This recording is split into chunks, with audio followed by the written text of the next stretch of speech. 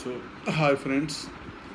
Today we discuss the another topic in the international sea law, that is we called as exclusive economic zone in acrimonium EEZ. Before going into the topic, please watch this picture so that you can understand in better manner.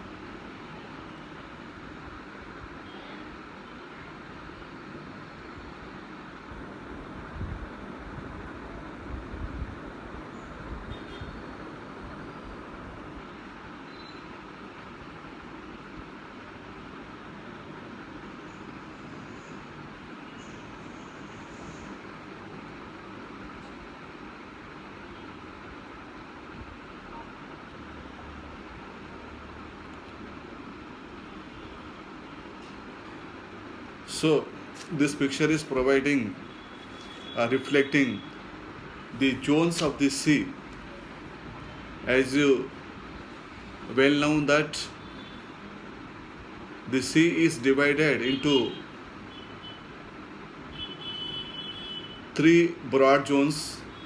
Number one is territorial waters, which extend up to 12 nautical miles. Thereafter, exclusive economic zone from 12 nautical miles, where the territorial water ends, exclusive economic zone starts. It will be there up to 200 nautical miles. And beyond the 200 nautical miles, there starts the high seas or international waters. In between the territorial waters and the high seas, we have called another zone also been there, that be called as a contiguous zone.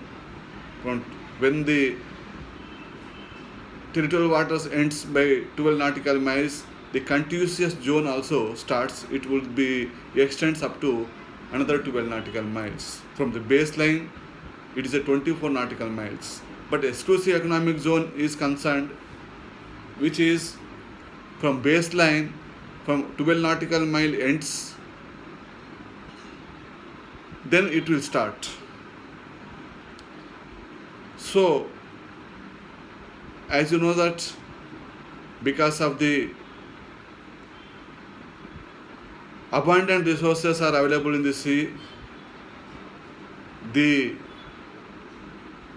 demand for the ocean or seas have been abundantly risen in 1940s onwards. So before, in olden days, sea was considered as only a fishing area where we can get the fishes, and there is nothing is there.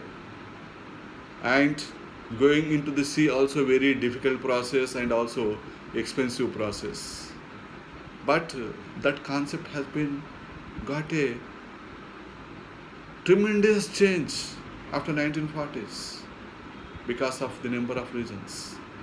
Depletion of the economic resources in the mass area, then advancement of science and technology, and more, that is economically it is having abundant resources. So in 1952, UNCLOS 1 to UNCLOS 82, last UNCLOS, International Conference on the Law of the Seas. So it has been lot of debate took place, and ultimately the zones have been added.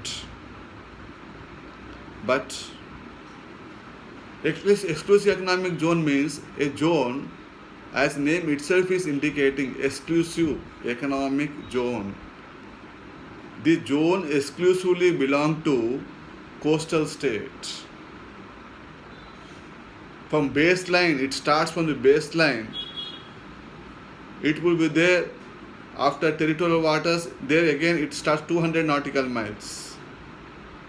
So in that area, whatever resources are there, whether fishing, drilling, any other economic resources, all those resources are belongs to the coastal state or littoral state. No other state have right to enter even for fishing in that zone.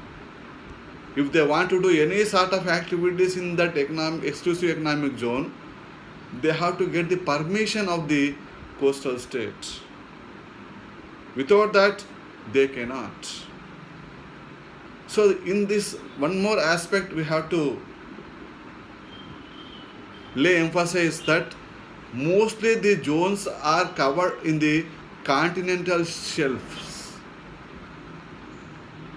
Very, very important economic hubs in the sea level that we call as a continental shelf. So we discuss the continental shelf, a theory of continental shelf in the next video.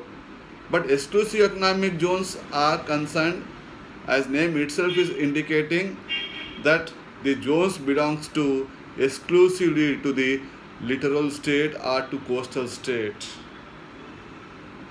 There, the state has every right to exploit the resources which are there in this zone by excluding the other states, non-coastal states. India has a vast exclusive economic zone is there, because approximately we have from Gujarat to West Bengal 6,500 kilometers of coastal line is there. We have lot of coastal line. One of the biggest coastal line in the world after USSR and the USA is concerned. So there much of economic activity is taking place in this area. So exclusive economic zone became hot pursuit of commercial activity to the coastal states. Thank you.